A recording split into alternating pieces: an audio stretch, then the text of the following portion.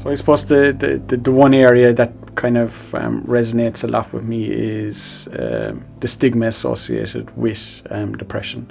I suppose before my own experience, I had an interpretation of, in my own life, of what it was, which was completely alien to what I had suffered.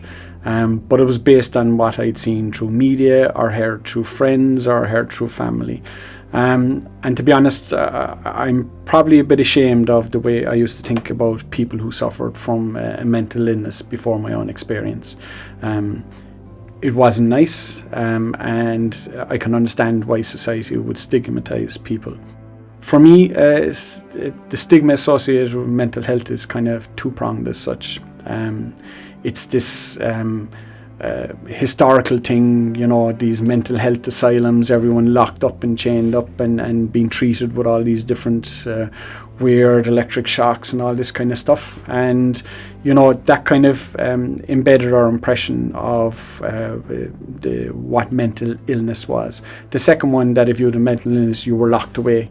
But the day-to-day stigma has actually surprised me. And it surprised me to the fact that in a society that's more open, that's more interconnected, that we still have this inability to talk openly about mental health, both positive and negative.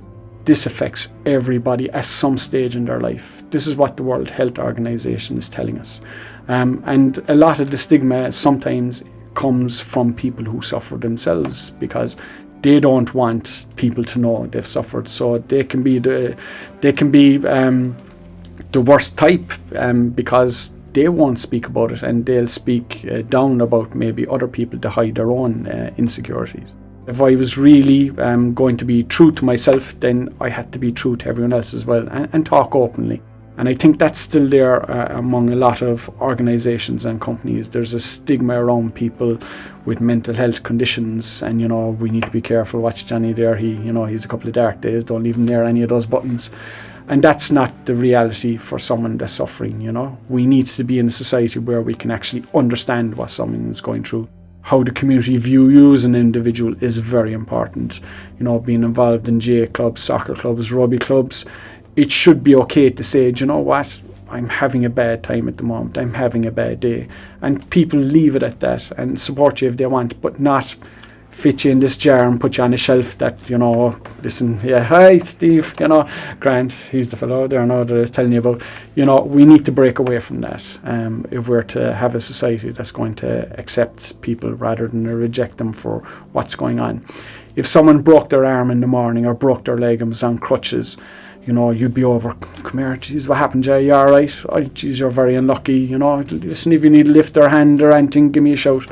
Whereas when someone's going through a mental illness, it's an internal thing. You don't see a cast, you don't see crutches.